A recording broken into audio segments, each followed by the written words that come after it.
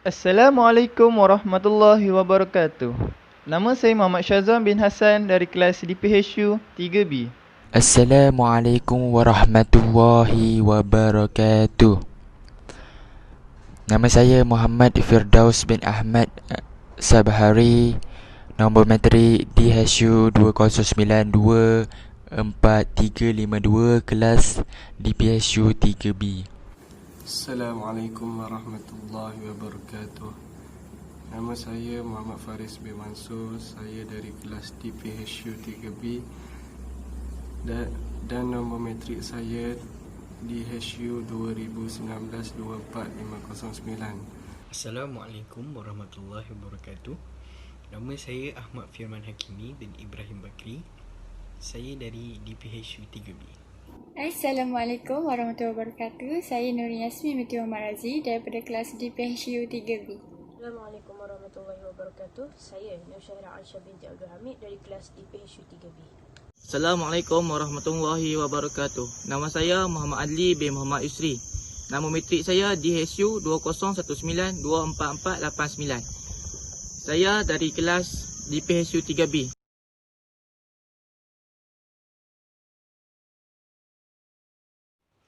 Periklanan adalah satu komunikasi terhadap pengguna yang mengandungi sifat-sifat memujuk kepada sesuatu produk ataupun perkhidmatan.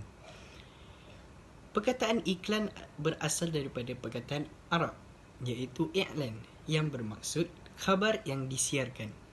Manakala di dalam bahasa Inggeris pula adalah advertising yang diambil dari perkataan Latin iaitu adverter yang bermaksud memaling fikiran kepada sesuatu perkara. Pada dasarnya, iklan telah wujud sejak zaman purba lagi. Contohnya, seperti lukisan-lukisan di dinding kota purba dan bentuk-bentuk lukisan yang mempunyai unsur ajakan terhadap sesuatu benda seperti makanan dan sebagainya. Periklanan ialah komunikasi, bukan peribadi, tentang maklumat yang biasanya dibayar dan bersifat memujuk tentang keluaran, barangan, perkhidmatan atau idea oleh penaja yang dikenal pasti dan dilakukan melalui media seperti televisyen, radio, surat khabar, papan tanda dan sebagainya. Periklanan mempunyai beberapa kepentingan iaitu memberi pengenalan kepada pengeluaran termasuk barangan atau perkhidmatan. Periklanan juga dapat memberi informasi kepada pengguna tentang keluaran, ciri-cirinya dan tempat jualan serta menambahkan pengguna kepada produk atau perkhidmatan. Bagi pihak penaja periklanan pula, pulangan keuntungan yang banyak merupakan kepentingan periklanan kepada mereka. Periklanan adalah satu cara yang paling berkesan dan paling mudah untuk memberitahu atau memperkenalkan sesuatu produk, perkhidmatan dan juga idea kepada masyarakat umum iaitu pengguna.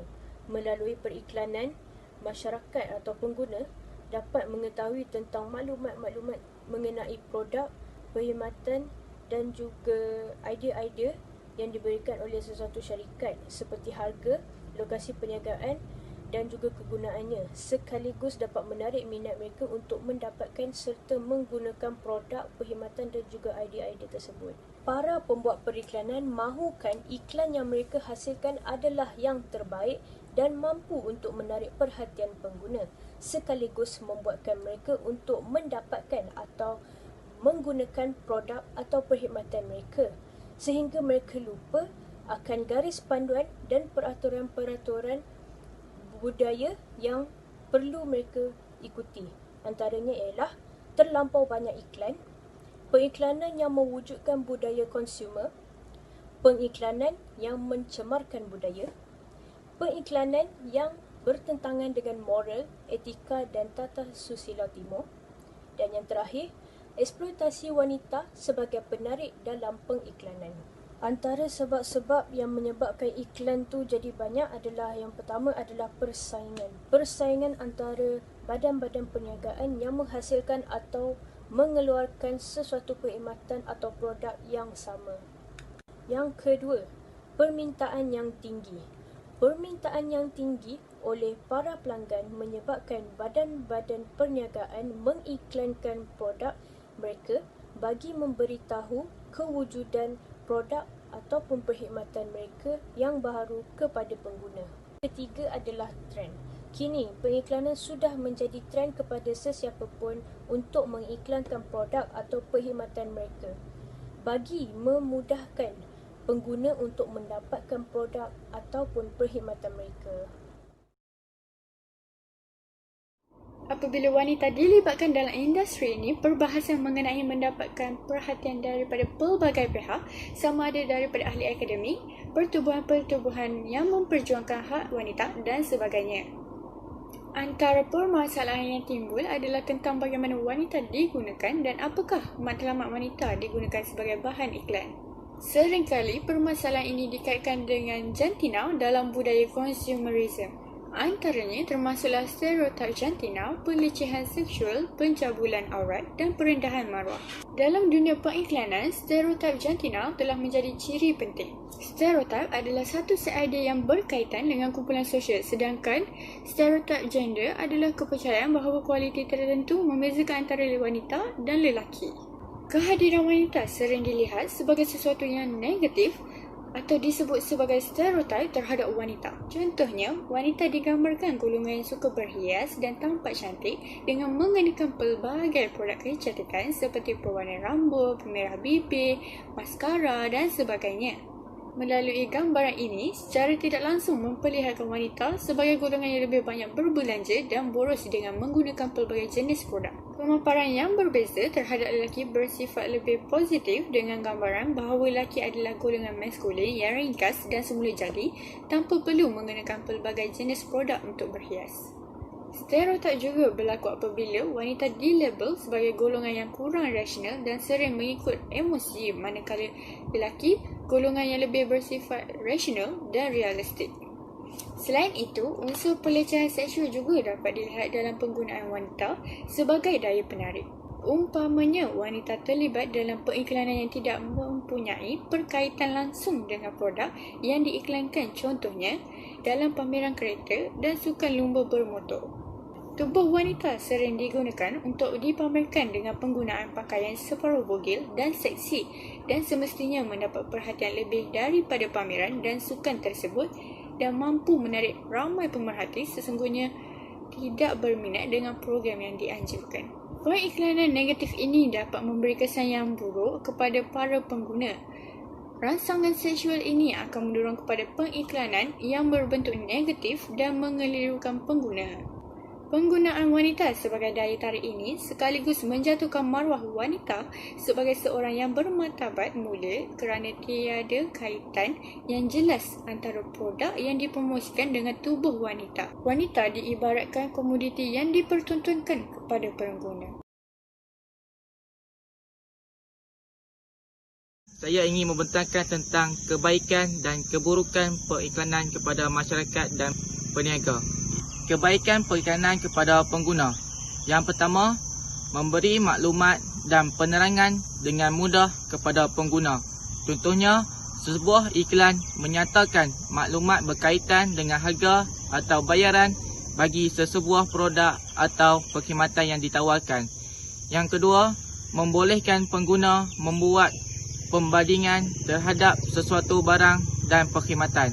Contohnya, dengan adanya maklumat yang dinyatakan dalam sesebuah iklan, pengguna akan mudah membuat pembandingan antara satu produk dengan produk yang lain. Seterusnya, saya akan menerangkan keburukan periklanan kepada pengguna. Yang pertama, menggalakkan tabiat ambil mudah dalam kalangan pengguna.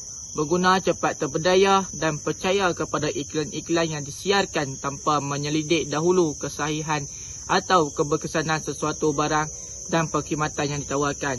Yang kedua, menggalakkan pembaziran Iklan menggalakkan pengguna berbelanja mendapatkan barangan dan perkhidmatan yang tidak diperlukan dan melebihi kemampuan. Yang ketiga, harga barang yang mahal disebabkan oleh kos pengiklanan yang tinggi. Pengeluar akan menjual sesebuah barang dan perkhidmatan dengan harga yang tinggi. Kesannya pengguna akan terpaksa menanggung harga yang mahal. Okey, yang terakhir, keburukan periklanan kepada peniaga. Yang pertama, menggalakkan monopoli. Syarikat besar akan bersaing melalui periklanan untuk meningkatkan jualan. Syarikat besar akan memonopolikan pasaran. Yang kedua, akan meningkatkan kos pengeluaran dan mengurangkan keuntungan. Saya ingin menerangkan tentang perbezaan agama dalam menyebarkan periklanan. Pertama, agama Islam.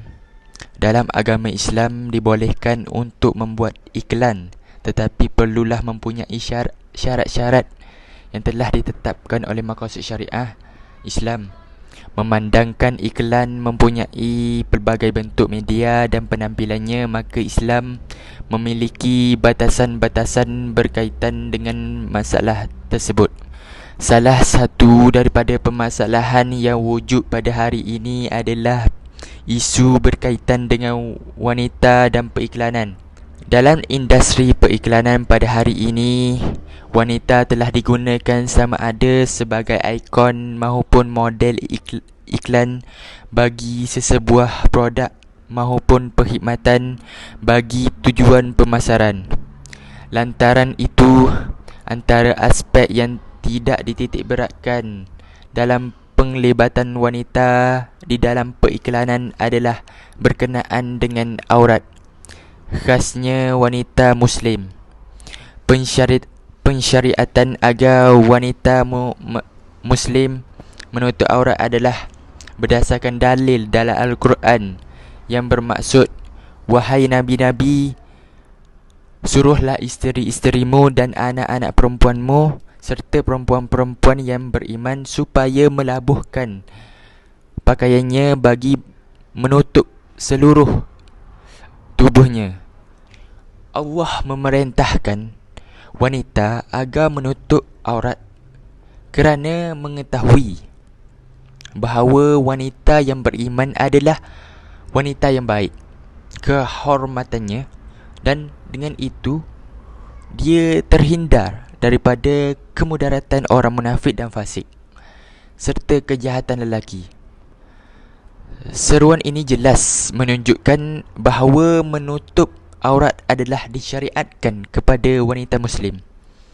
Dalam perkara ini, iklan menggunakan wanita yang tidak menutup aurat terbahagi kepada dua, iaitu tidak menutup aurat secara keseluruhannya dan wanita yang hanya menutup aurat pada sebahagian anggota badan tertentu sahaja. Dan perkara ini jelas bertentangan dengan maksud aurat itu sendiri, iaitu bahagian tubuh manusia yang wajib ditutup dan dilindungi daripada perhatian orang lain, manakala aurat bagi wanita pula seluruh tubuhnya kecuali muka dan tapak tangan, dan ia adalah sesuatu yang haram dipandang. Dalam agama Kristian, bebas melakukan periklanan. Kebanyakan iklan daripada negara-negara bukan Islam banyak menggunakan kaum wanita berbanding kaum lelaki, kerana kaum wanita mampu melonjakkan hasil jualan bagi syarikat mereka. Pemakaian yang digunakan dalam periklanan mereka terlalu bebas, sampaikan ternampak keseluruhan anggota tubuh badan.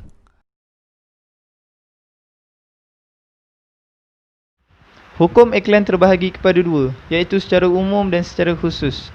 Secara umum, iklan adalah segala perbuatan yang dilakukan oleh penjual untuk menambahkan hasil penjualannya. Dan hukum iklan secara khusus ialah hubungan komunikasi antara penjual kepada para pembeli dengan maksud memberitahu mereka, memujuk dan mendorong mereka untuk membeli. Iklan didefinisikan sebagai pesanan yang menawarkan suatu produk dan ditujukan kepada masyarakat melalui suatu media dengan membayar ruangan atau waktu yang disediakan media massa untuk menyiarkan dan mengumumkan pesanan tersebut. Untuk zaman sekarang, media yang digunakan oleh peniaga tidak hanya berupa promosi lisan atau tulisan sahaja, namun telah menyebar pada seluruh media komunikasi dan telekomunikasi yang tersedia ada. Contohnya televisyen, surat khabar, internet dan telefon. Pada hakikatnya, iklan merupakan tindakan memuji dan menceritakan suatu barang yang ditawarkan. Tentunya hal tersebut tidak terlepas dari pujian yang benar atau tidak benar. Pertama, apabila iklan mengandungi pujian bersifat nyata dan benar, tidak mempunyai unsur kebohongan, maka iklan seperti ini hukumnya adalah boleh. Kedua, pujian yang tidak benar mengenai iklan iaitu melakukan pujian yang terdapat kebohongan di dalamnya atau melakukan penipuan. Perbuatan seperti ini dianggap zalim dan diharamkan oleh Allah Subhanahu Wa Taala. Firman Allah Subhanahu Wa Taala, "Hai orang-orang yang beriman, janganlah kamu saling memakan harta sesama kamu dengan jalan yang batil, kecuali dengan jalan perniagaan yang suka sama suka di antara kamu. Dan janganlah kamu membunuh dirimu, sesungguhnya Allah Subhanahu Wa Taala adalah Maha Penyayang kepada hamba-Nya." Ayat ini menunjukkan bahawa Allah Subhanahu Wa Taala mengharamkan untuk memakan harta dengan jalan batil, iaitu jalan tidak benar. Dan Allah memberi pengecualian atas kebolehan memakan harta hasil perniagaan yang didapatkan daripada jalan yang betul. Tidak diragukan lagi bahawa tindakan menipu baik secara lisan maupun perbuatan termasuk memakan harta dengan jalan batil kerana di dalamnya tidak ada unsur kerelaan. Pujian yang tidak benar dalam iklan seperti perbuatan memberi maklumat yang tidak benar. Perbuatan seperti itu termasuk salah satu bentuk daripada penipuan, iaitu suatu usaha membawa dan mengiring seseorang dengan cara yang tidak benar untuk memperoleh keuntungannya. Terdapat banyak hadis yang menunjukkan keharaman penipuan. Antaranya ialah sesungguhnya Nabi SAW melarang jual beli hasad, iaitu iri hati, dan jual beli gharar, iaitu mempunyai keraguan dalam jual beli. Selain itu, ada hadis Nabi tentang penjual makanan yang menampakkan makanan yang masih bagus dan menyembunyikan makanan yang telah rosak. Nabi SAW bertanya, "Apa ini wahai pemilik makanan?" Lalu ia menjawab, "Makanan ini telah terkena hujan wahai Rasulullah." Lalu Nabi pun berkata, "Kenapa kamu tidak menyimpan makanan yang tidak bagus ini di atas sehingga orang dapat melihatnya?" Lalu Nabi pun berkata, "Barang siapa yang menipu, maka ia tidak termasuk dalam golonganku." Kesimpulannya bahawa hukum iklan dengan pujian yang tidak benar mengandungi kebohongan, penipuan dan menyembunyikan cacat produk adalah haram. Tujuan saya di sini ingin membentangkan kesimpulan iklan menurut aspek Islamiah. Periklanan merupakan satu komponen penting dalam pemasaran untuk menyampaikan maklumat kepada pengguna dari segi jualan produk serta perkhidmatan. Oleh itu, medan iklan ini tidak terlepas dari nilai-nilai Islam yang mesti dipatuhi. Contohnya, nilai-nilai Islam boleh diterapkan versi lakonan video yang memaparkan suasana kekeluargaan seperti terdapat watak ayah, ibu dan anak-anak yang saling menghormati, atau suasana kejiranan yang saling tolong-menolong dan menggunakan dialog-dialog yang tidak kasar dan jelas. Di situ terdapat juga nilai yang baik yang mana Islam mengajar untuk menghormati dan menjaga silaturahim sesama Islam. Oleh itu, pengguna memperolehi nilai atau mesej yang perlu diikuti, bukan sahaja kualiti produk sahaja. Contoh kedua, seperti mana yang biasa kita lihat di sekeliling kita, terdapat iklan mengajak solat berjemaah 5 waktu di masjid-masjid yang memaparkan banner yang tertulis jawatan kosong. Dengan cara itu, membuatkan masyarakat tertarik untuk membaca dan memahami kandungan iklan tersebut. Daya tarikan dakwah versi jawatan kosong itu dapat menarik minat anak-anak muda zaman sekarang. Contoh ketiga, iklan perkhidmatan kurban di bulan haji Biasanya iklan-iklan di Malaysia ini yang berkaitan kurban meletakkan fadilat-fadilat melalui hadis ataupun firman Allah yang menerangkan kelebihan kurban melalui tulisan cetak ataupun versi layar video yang menarik minat masyarakat untuk memasuki kurban. Oleh itu, masyarakat tidak hanya dapat perkhidmatan kurban tetapi juga mendapat ilmu yang berkait rapat dengan kurban. Bab kata pepatah, sambil menjual sambil menyampaikan ilmu, dan bab kata pepatah sekali lagi, sambil menyelam minum air. Akhir kalam, iklan merupakan cara untuk menyampaikan satu maklumat tidak kira melalui sosial media ataupun percetakan. Ini tidak lari dari konsep yang sudah lama diterapkan melalui sifat Nabi kita, Nabi Muhammad SAW, iaitu ia bersifat tabligh, yakni menyampaikan dakwah kepada seluruh umat. Jadikanlah medan iklan ini seperti medan dakwah. Wallahu a'lam.